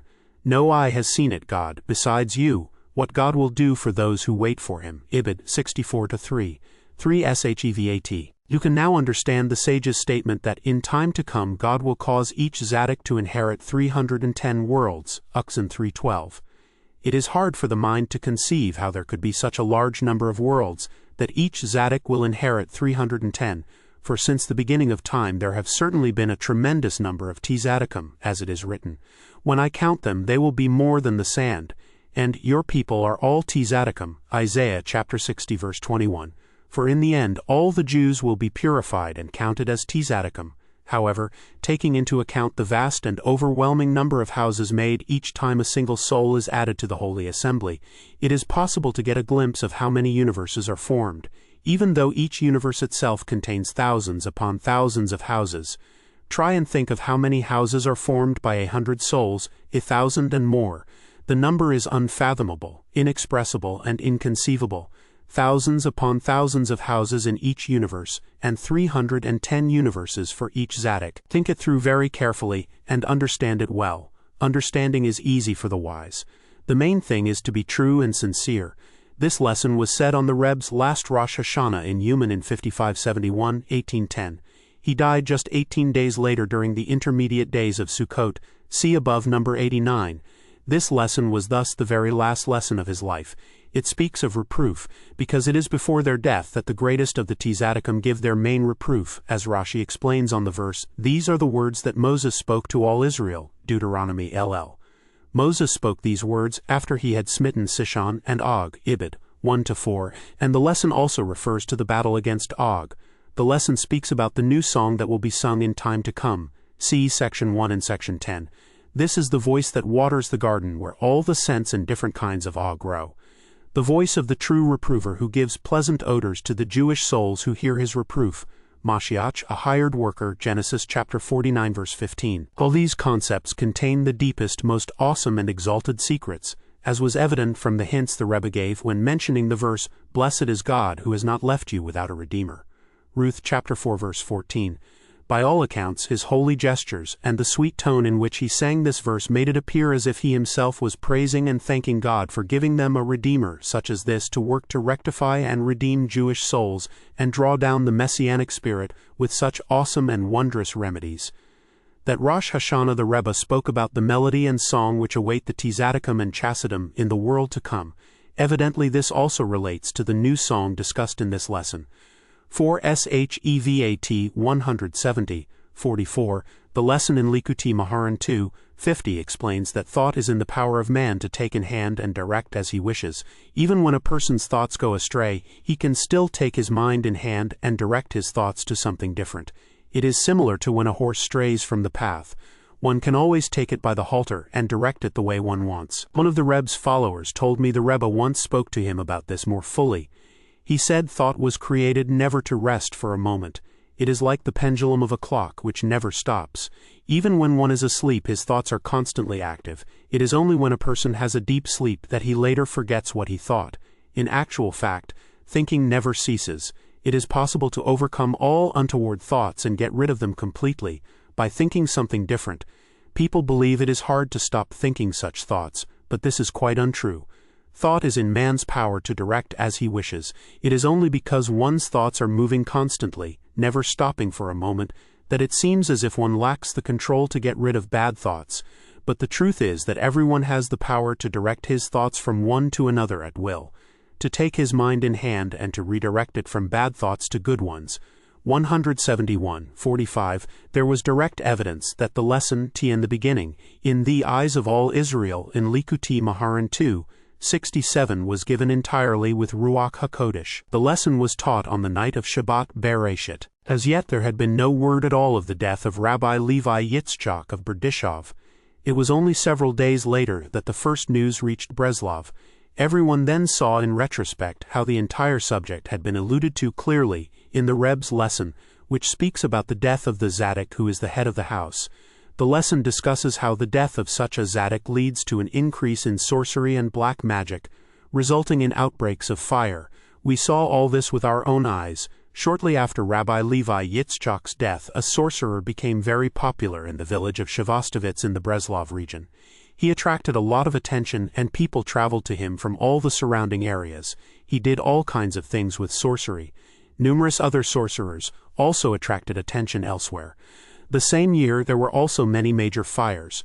There was scarcely a town that did not have several fires. In Breslov itself there were big fires on a number of occasions that year, as there were in other towns nearby and further away. We thus saw that all the Rebbe's teachings contain Ruach HaKodesh and enable one to know the future, as the Rebbe himself said in reference to this lesson. The Rebbe's statement before Sukkot, that he was confident that through the power of Rabbi Levi Yitzchak we would have Etrogim 71, also links up with the discussion in the lesson about how the beauty of the Etrog comes from the head of the house, who calls the generations from the beginning head, Isaiah chapter 41 verse 4.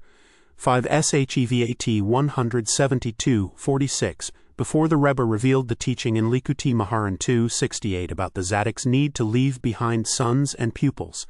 This relates to the lesson, for those who love them will lead them. In Likutei Moharan 2:7, he said there had been a number of leaders who had made a major impact, but afterwards the effect had ceased. They had passed on their wisdom to their pupils, and brought numbers of people closer to God, but later on the revival had come to an end.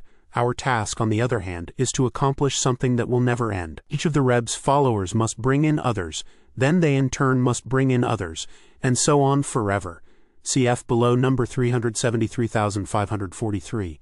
Another time I heard the same idea, that our supporters have to pass on the light to their friends and pupils. Each one must do something to inspire his friend, then that friend must inspire another. The tree has branches, and from the branches grow yet more branches. As the Rebbe said, "My fire will burn forever and not go out. My fire will burn until the Mashiach comes." The Rebbe started the lesson about sons and pupils after coming out of his room into the adjoining room. He stood by the door of his room and found us standing there, myself, my friend, and Reb Yosky, the Reb's son-in-law. See above number 10. He started talking to his son-in-law, saying, "I hear you learned today," and started chiding him gently about the need for determination in learning. He said, "How good and beautiful it is when you learn first and then go out to the market to attend to business," or Chaim I-56L. Then he said, "Don't I also learn? My learning is unique." The Rebbe began to boast and said, "I can learn. I can show the greatest scholar of all that he doesn't yet know how to learn at all. He doesn't know anything. At the other extreme I can show the little ones how near they are to God and the Torah." From here, he led on to the lesson and revealed the teaching there about the son and the pupil, and how the dwellers above ask, "Where is the place of his glory?" Shabbat Masof Kedusha, while the dwellers below say, "All the earth is full of his glory." Isaiah chapter 6 verse 3. See there and understand well. Happy was the hour and the moment that we heard all this from his holy lips. If I had only come into the world to hear this, enough, and so it was with every word I heard from his lips.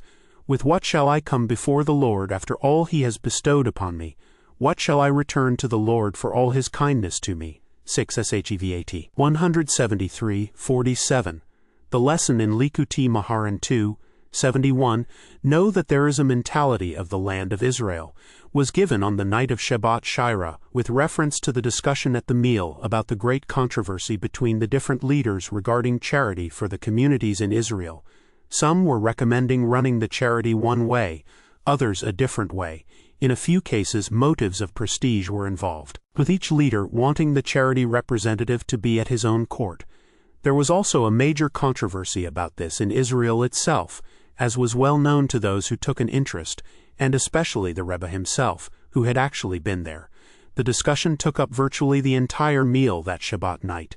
Then the Rebbe opened his mouth and gave this awesome lesson about the mentality of the land of Israel and the mentality of the diaspora, and how controversy is relevant only in the diaspora. Examine the lesson and you will find everything in the prior conversation included there. How the glory must be elevated and given to God, the subject of charity for the communities in Israel, controversy regarding the land of Israel, and so on. 174:48. The lesson in Likutei Moharan 2:72, Eternal Life, was given on the occasion of a visit by a well-known Zaddik for Shabbat Yitro. Both on the Shabbat night and at the morning meal, the Rebbe did not give any lesson at all. When we finished the Shabbat morning meal, having concluded the grace after meals, we were about to get up and leave the table. The Rebbe, however, remained sitting in his place, and we too carried on sitting there with him, as did the visiting Zaddik.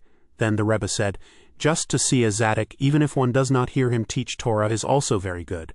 This is the way to greatness. The Rebbe then began this lesson, in the course of which he remarked, "With all this I'm giving a lesson, still." He completed the entire lesson. And indeed very many of his lessons, practically all of them, were only ever taught through a great miracle. The world was very nearly left without this great treasure. Before each lesson the world trembled to know if it would be worthy of receiving it, and each time God in his wondrous ways sent a chain of events for good, so that we were able to draw from the flowing brook fountain of wisdom. Proverbs chapter 18 verse 4. All the words we have included in the various books of his teachings. The Rebbe once said that on every word he said in public, all the worlds, the upper and the lower, depended. 7 Shvat 175:49. When the Rebbe gave the lesson Prustik in Likutei Moharan 2:78 dealing with despair being absolutely forbidden, he said, "You must never give up. It is forbidden to despair. Gewalt, don't give up." He drew out the word Gewalt like someone crying out a warning from the very depths of his heart. 176:50. The lesson in Likutei Moharan 2:10 begins, "The reason why people are far from God is because they do not still their minds." This lesson speaks about joy. When the Rebbe gave this lesson, he was sitting outside by the southern wall of the synagogue next to a flap of wood sticking out from one of the foundation beams. Many times he used to sit there, sometimes on the south side, sometimes on the north, sometimes at the east and sometimes at the west. Other times he would sit in the courtyard of the synagogue. Sometimes he went walking with us in the hills around the town, or else he would walk up and down with us outside the synagogue. In all these places we heard wonderful teachings and holy conversations, the like of which had not been heard for a very long time. After he contracted tuberculosis, he would also often go out walking and we would go with him. We heard many teachings from him on the way. To return to the subject we started with, on the occasion of this lesson, the Rebbe spoke with us a great deal about happiness, encouraging us and telling us to try to be happy all the time. This was in the period after his return from Lemberg. He spoke to us a great deal then about the need for determination, and how we should always be happy. On this occasion he said we should really be very happy we had been saved from being his opponents. He quoted from the prayer Uva Latizion, "Blessed is our God who created us for his glory, and separated us from those who have gone astray." There were two kinds of strayers. Those who have strayed from the Torah completely, the Gentiles and atheists, and also the strayers who opposed him, whose loss is incalculable. He said, "Wouldn't you also have been major opponents had it not been for God's compassion and mercy in saving you from the snares of the opposition? If we had listened to them, all our hopes would have been lost. Against me you would have fought," he said. 8 Shvat 177:51. The lesson, Ea, where is the place of his glory? In Likutei Moharan 2:12 starts with how, when a person follows his own ideas, he can fall into many errors. The lesson related to a conversation he had with me about the errors and complications, and indeed the serious damage that can come from following one's own ideas.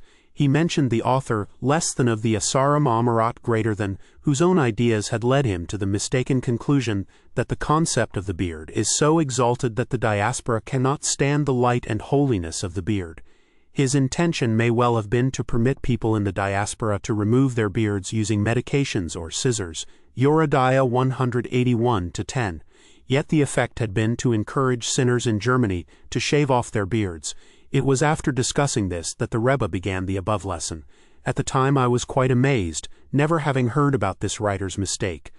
Only later did I speak to people familiar with such things in the responsa literature, and they told me it was well known that the writer in question had said this. I also heard that another responsa work, Bear Isaac, supports the same sinister idea, and all the Tzaddikim and sages had protested with 100 stripes of a strap with a metal end. See Ketubot 53a. This shows how crooked the human mind can be, and how wrong it is to depend on one's own reasoning in the face of the written and oral Torah even so much as a hair's breadth.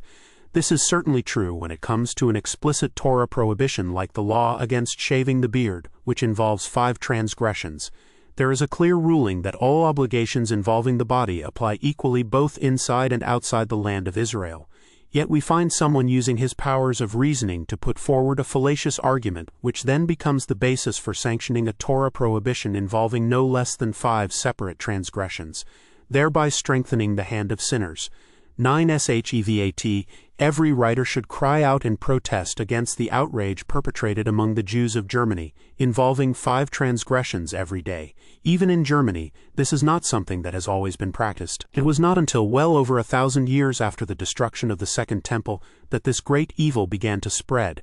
I heard from the Rebbe that even the Gentiles did not shave their beards in former times, only in the last few hundred years. It was only after this, in the bitter depths of the exile, that the forces of evil spread, fanning the hearts of the Jews with temptations, until they began to mix with the Gentiles and learn from their ways. Then certain notorious sinners began shaving their beards. One person followed another, until the outrage spread and came to seem perfectly permissible. Even today, truly pious Jews do not shave their beards in Germany, and in the neighboring countries the problem is not as widespread as it is there. These things are started by big sinners who lead other more simple-minded people astray. Even if one warns them that they are transgressing 5 Torah prohibitions, they answer that they shave using medications, which really are permissible. And it is true that anyone who does use medications has a legal sanction, though not according to the writings of the Ari and the Zohar. But he who searches the heart knows that most of them are willful transgressors who shave by hand with a razor. They themselves admit that shaving with a razor is forbidden, because they cannot deny the explicit prohibitions in the Torah and the Talmud. In their hearts they know the truth about whether they really use medications or a razor. How bitterly we should weep and cry out about this outrage in Israel, which has reached the point where the evil is beginning to sprout near our own region. Here too there are sinners who are breaking off the yoke and shaving their beards. May God take pity on the remnant of His people, and use His mighty power to save them, and send us our righteous Mashiach to reveal the truth in the world speedily in our days. Amen. 10 Shevat 178:52. The lesson There Are Hidden Tzaddikim in Likutei Moharan I, 32, was given on Shabbat Yitro 5569, 1809. See below number 607. Before the Rebbe gave this lesson he told a story about the Baal Shem Tov. The Baal Shem Tov was visiting Brody, where he was staying with a wealthy man. There was a banquet in his honor, and many prominent people were there at the table. Down the table sat a darshan, a preacher, who was eating a great deal. People started offering him large helpings of food to make fun of him. The preacher for his part took whatever they offered him. He ate a serving of fish sufficient for 2 people, a plateful of sauce, and so on with all the different dishes. They kept on serving him just to make fun of him, seeing as he was eating so much.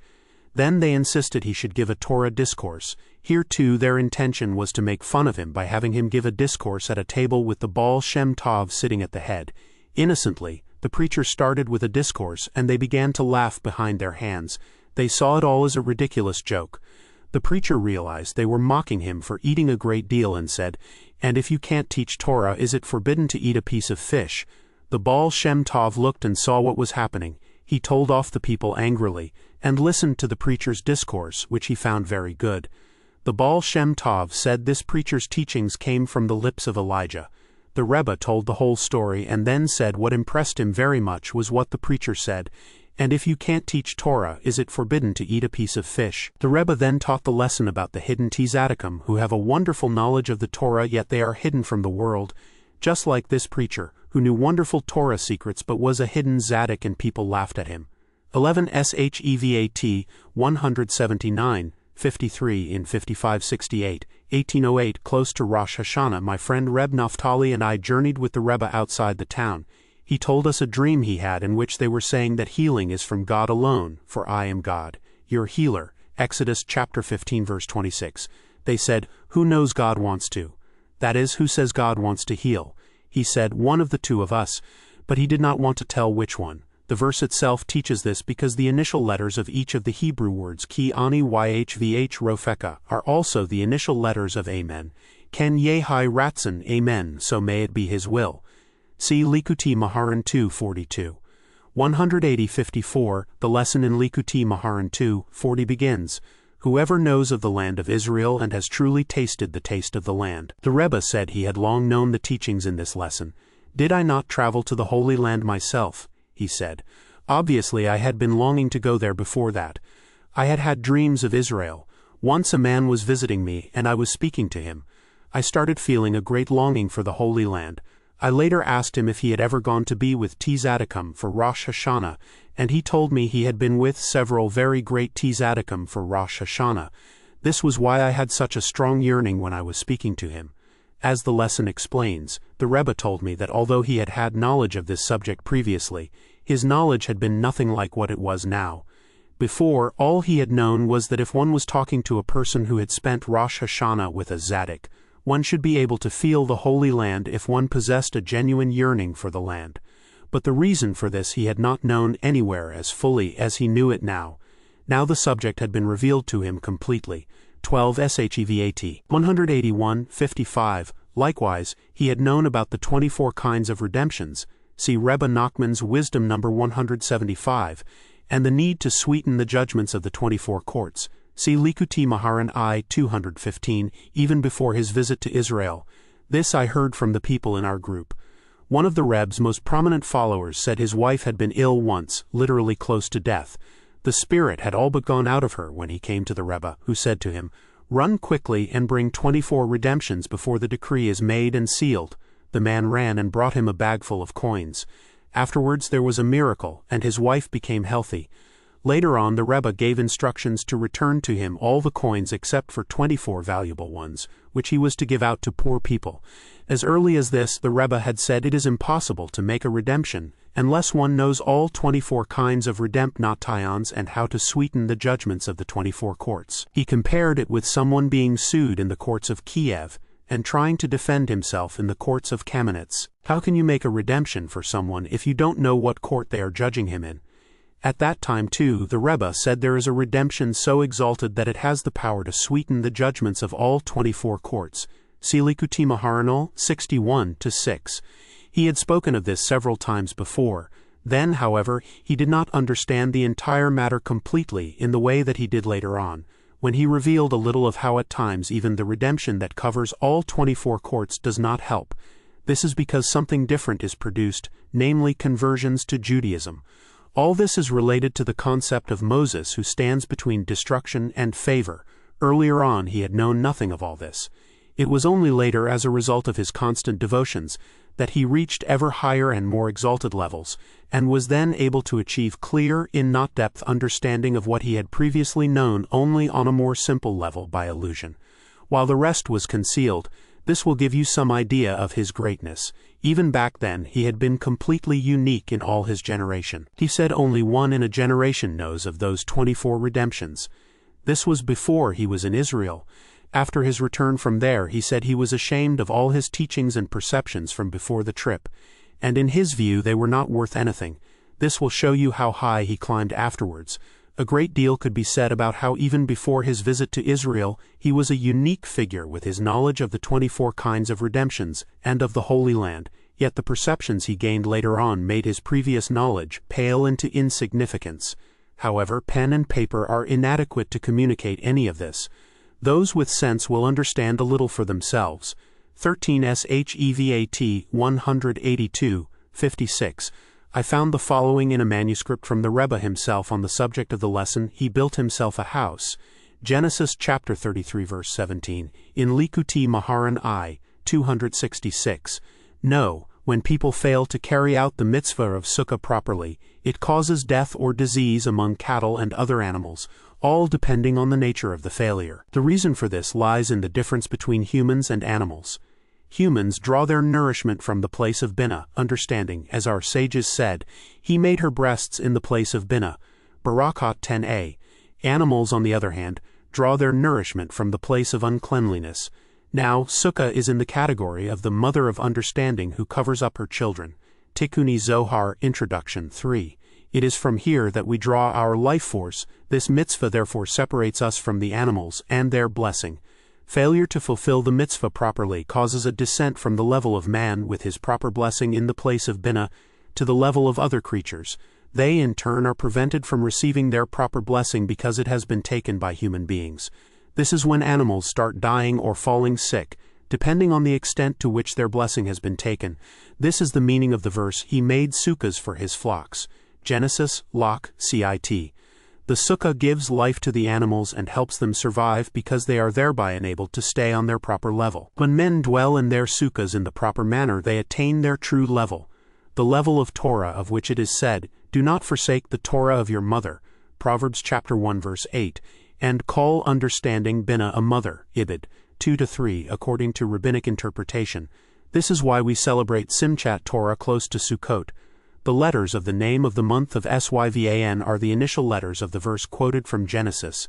Vayakov nasa Sukkot ve'avan, see Likuti Maharan, Lach, CIT, Section 2. For the Torah was given in Sivan, and through the mitzvah of Sukkah we attain the level of Torah as explained above. 14 Shevat 183, 57 No. Carrying out the mitzvah of Sukkah properly makes it possible to engage in building without losing money. Our sages said, someone who engages in building becomes poor. Soda Ila. What is the connection between poverty and building?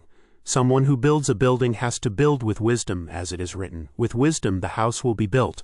Proverbs chapter 24 verse 3. Certainly someone who builds with wisdom will not become poor. Quite the opposite, he will get rich and stay rich. For with wisdom the house will be built, and with understanding the rooms will be filled. But when someone builds without wisdom, his punishment is poverty, and his wisdom is held in contempt. For the poor man's wisdom is despised. Ecclesiastes chapter 9 verse 16. This is measure for measure. Through the mitzvah of Sukkah one attains the level of Torah as explained above, and the Torah is the source of all wisdom. This is why he is permitted to build, for he undoubtedly has wisdom. The teaching is contained in the words of the verse, Jacob traveled to Sukkot. He built himself a house. Genesis chapter 33 verse 17. Through the mitzvah of Sukkah Jacob was permitted to build. The Hebrew words lo bayit, for himself a house, have the initial letters lamed bet, spelling lev heart. Lev is the Torah with its bet from Bereshit, the first word of the Torah, and its lamed from Le'ani Koi Yisrael, Deuteronomy chapter 34 verse 12, the last letter of the Torah. 15 Shevat 184, 58. Before teaching the lesson I am in Likuti Maharan I-4, the Rebbe told the following story. One of the Baal Shem Tov's followers was sick and very weak. He sent someone to the Baal Shem Tov to ask him to come. The messenger went to the Baal Shem Tov and explained that the man was sick and asked him to come. The Baal Shem Tov went. On the journey the messenger said to the Baal Shem Tov, I have heard you say that when a person repents completely, it is certain that he will not die before his time. This sick man would seem to have repented completely, and he is surely a good Jew. He is not very old yet. So why hasn't he been cured? The Baal Shem Tov replied, True, this is what I said, and it is undoubtedly so, and it is certainly correct that this sick man has repented completely for all his sins. The reason he has not yet been cured is because he has not confessed his sins to a true tzaddik. The reason I am going to him is to give him the opportunity to do so. If he confesses, he will be cured immediately. But if he doesn't want to confess, his condition will immediately deteriorate, and he will start screaming in pain. He will feel pain in all his limbs, his hands and his feet, and then he will die. It is true that in the higher worlds, the supernal court of judgment, there is not a single sin or transgression against him because he has repented completely for all his sins exactly the way one should.